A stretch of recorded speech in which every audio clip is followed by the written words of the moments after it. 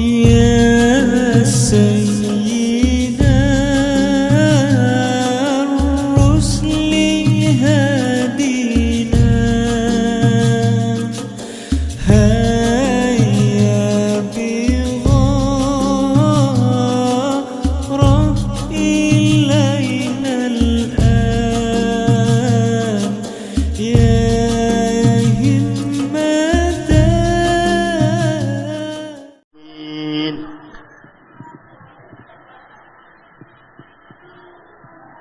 Bismillahirrahmanirrahim. Assalamualaikum warahmatullahi wabarakatuh. Alhamdulillah. Alhamdulillahilladzi wafaqana wa iyyakum fi hadhihi al-lailah min layali Ramadan. Ashhadu an la ilaha illallah wa ashhadu anna sayyidana Muhammadan abduhu wa rasuluhu la nabiyya ba'dah. Allahumma salli wa sallim ala sayyidina Muhammad wa ala ali sayyidina Muhammad. Amma ba'du, ayuhal habaib wal asatid wal hadirin rahimakumullah. Kita bersyukur kepada Allah Subhanahu wa taala atas limpahan rahmat nikmat yang Allah berikan kepada kita, sehingga pada malam hari ini luar biasa Allah Subhanahu wa taala menghadirkan kita di tempat yang luar biasa, tempat yang dahulu pernah dihadiri oleh orang-orang yang mulia, dan sampai sekarang banyak orang-orang mulia, para habaib, para ulama yang hadir di tempat ini. Tentu ini adalah tempat yang penuh diberkahi oleh Allah Subhanahu wa taala. Sebagaimana Abu Ya Sayyid Muhammad bin Ali Al-Maliki menyebutkan di dalam kitab Mafahim Yajib an Tusahhah, mengambil keberkahan daripada orang saleh itu dapat kita ambil dari 3 hal. Yang pertama, dapat mengambil berkah dari orang soleh itu sendiri jikalau ia masih hidup, dengan bersalaman, dengan berjumpa, dengan duduk dengan mereka. Kemudian jikalau mereka telah meninggal dunia, kata beliau, dapat kita ambil keberkahan mereka dari asar ataupun peninggalan mereka, barang peninggalan mereka, tempat peninggalan mereka, tempat yang dahulu pernah diduduki oleh mereka. Kemudian juga dapat diambil keberkahan itu daripada peninggalan pakaiannya. Yang tadi yang kedua adalah tempat-tempat yang pernah dihadiri, pernah diduduki oleh mereka orang-orang soleh. Yang ketiga yaitu adalah barang peninggalan mereka, yaitu kopiahnya, pakaiannya. Dan ini adalah bagian cara untuk kita mendekatkan diri kepada Allah Subhanahu wa taala. Yang mana para ulama yaitu adalah wasilah terbesar untuk kita dekat dengan Allah, dekat dengan Rasulullah sallallahu alaihi wasallam. Terlebih lagi jamaah yang dimuliakan Allah, di bulan Ramadan hendaknya kita juga memperbanyak untuk beramal saleh di bulan Ramadan. Berziarah kepada orang saleh baik yang hidup ataupun yang telah meninggal dunia, berziarah kepada keluarga, kerabat, yang untuk menyambung daripada silaturahmi. Yang mana Rasulullah sallallahu alaihi wasallam amat senang dan bahagia ketika melihat daripada hamba-hambanya, daripada umatnya, hamba-hamba Allah Subhanahu wa taala yang saling bersilaturahmi satu sama lain. Kemudian di bulan Ramadan hendaknya pula untuk kita menjaga diri kita, menjaga lisan kita, menjaga telinga kita, menjaga mata kita, sebagaimana Rasulullah sallallahu alaihi wasallam katakan di dalam hadis riwayat Imam Hakim, qala Rasulullah sallallahu alaihi wasallam, laisa siyam minasy-syarbi wal minal akli wasyarbi. Bukanlah puasa itu, bukanlah hakikat daripada puasa itu hanya menahan diri daripada makan dan minum saja. Innama siyam, akan tetapi puasa itu hakikatnya adalah minar rafas wal lagwi, minal lagwi wal rafas, yaitu adalah menahan diri daripada hal-hal yang tercela, dari hal-hal yang sifatnya berlebihan, dari hal-hal yang kotor, dari hal-hal yang diharamkan oleh Allah Subhanahu wa taala. Makanya Imam Ghazali rahimahullah taala dalam kitab Ihya Ulumuddin, beliau membagi orang puasa itu menjadi 3. Yang pertama adalah puasanya orang umum, yaitu puasanya orang awam. Puasanya orang awam, kata beliau, yaitu adalah puasa hanya menahan diri dari makan, minum, dan hal yang haram saja. Kemudian yang tingkatan kedua, yaitu adalah tingkatan daripada puasa orang yang khusus, khawas, atau orang-orang yang khusus, yaitu adalah derajat daripada puasanya orang-orang saleh, puasanya orang-orang alim, puasanya orang-orang yang dekat dengan Allah Subhanahu wa taala, yaitu adalah dia tidak hanya menahan diri daripada makan, minum dan yang haram, melainkan dia menjaga lisannya, menjaga matanya, menjaga telinganya dari hal-hal yang dimurkai Allah Subhanahu wa taala. Kemudian Yang ketiga kata beliau, khawasul khawas. Ini adalah derajat ataupun tingkatan puasanya orang khususul khusus. Yang beliau Imam Ghazali mengatakan ini adalah tingkatan derajat dari puasanya para anbiya, para siddiqin, wa syuhada, dan para sahabat Nabi sallallahu alaihi wasallam.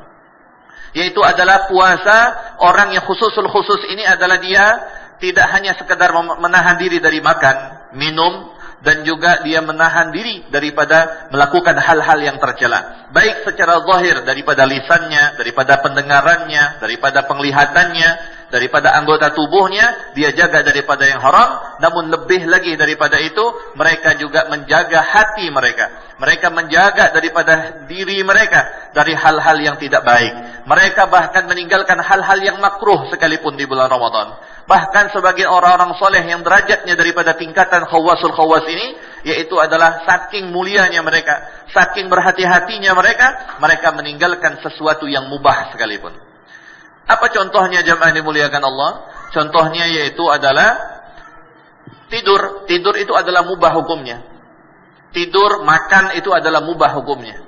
Maka orang yang khawasul khawas, puasanya itu sedikit tidur. Puasanya itu, kalau dia puasa, sedikit tidur, sedikit makan, sedikit minum.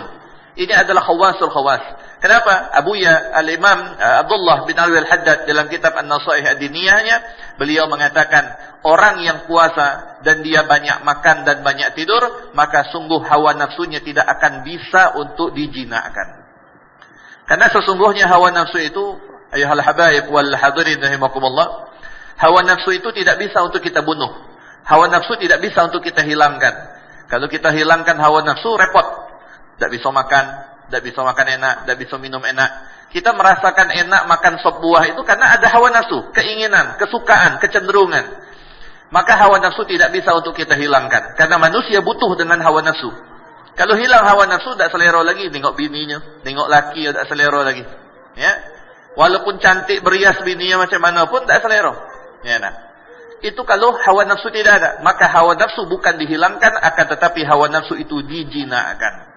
Hawa nafsu itu dijinakkan, dikendalikan. Karena sifatnya daripada hawa nafsu itu adalah merengek dan merongrong kita untuk mengikuti kehendak dia. Hawa nafsu itu banyak inginnya, banyak kendaknya. Makanya Imam Busiri mengatakan, wan nafsu katifli.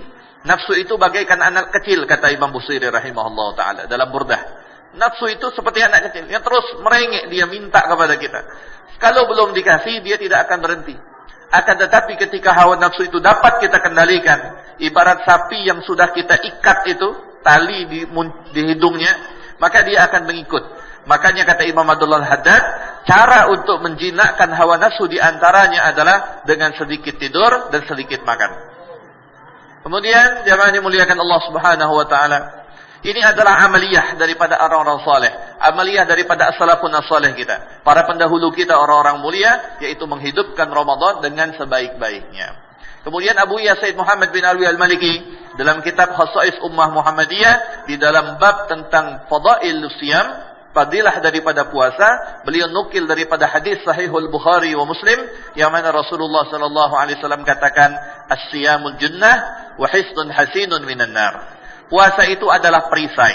Puasa itu adalah tameng yang melindungi orang yang puasa daripada hal yang dicela oleh Allah, dari hal-hal yang dimurkai oleh Allah. Dalam teks hadis, yaitu Allah melindungi dia dengan puasa tadi dari api neraka.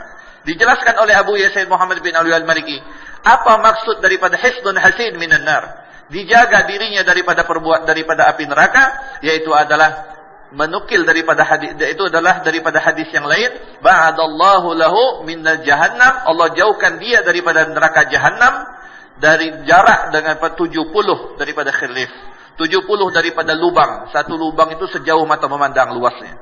Dikali 70, Allah jauhkan dia dari api neraka. Dalam tafsiran yang lain, ulama memaksudkan daripada dibentengi daripada puasanya itu dengan puasa itu menjadi benteng, yaitu adalah dengan puasa orang yang puasa itu akan cenderung melakukan ketaatan. Orang yang puasa akan cenderung lebih banyak melakukan amal soleh. Dalam hadis yang lain Rasulullah SAW, samtus shaim tasbih, diamnya orang yang puasa tasbih. Wa naumuhu ibadah, tidurnya pun juga ibadat. Ya, tidurnya ibadat, diamnya tasbih dari Allah Subhanahu wa Ta'ala. Maka sudah diyakini secara pasti, orang yang puasa tentu dalam tanda kutip puasa dengan benar. Puasa dengan baik, puasa dengan memang betul-betul menjaga dirinya dari hal-hal yang diharamkan Allah, maka tidurnya berpahala, diamnya pun berpahala. Maka orang yang semacam ini la syak, tidak ada ragu lagi bahwa dia dijauhkan dari api neraka. Itulah yang dimaksud daripada puasa menjadi benteng baginya untuk melindungi dia dari api neraka Allah Subhanahu wa taala. Maka mudah-mudahan Allah Subhanahu wa taala menjadikan kita termasuk golongan orang-orang yang memanfaatkan Ramadan dengan sebaik-baiknya, memanfaatkan Ramadan dengan ibadat, dengan melakukan amal ibadat saleh, dan Allah jadikan kita betul-betul Ramadan sebagai hisnun, sebagai perisai yang melindungi kita dari api neraka atas izin Allah Subhanahu wa taala insyaallah. Mudah-mudahan Allah Subhanahu wa taala berkahi kita dan Allah berkahi semua yang hadir, dan Allah kabulkan hajat kita dunia wal akhirah. Allah kabulkan hajat para guru-guru kita, para ulama kita. Allah lindungi para ulama-ulama kita yang mustaqim, yang lurus di jalan Allah Subhanahu wa taala, dan Allah berikan taufik hidayah kepada mereka-mereka yang melenceng daripada Nabi Muhammad sallallahu alaihi wasallam. Hakadha minni wa lakum minkum. Assalamualaikum warahmatullahi wabarakatuh.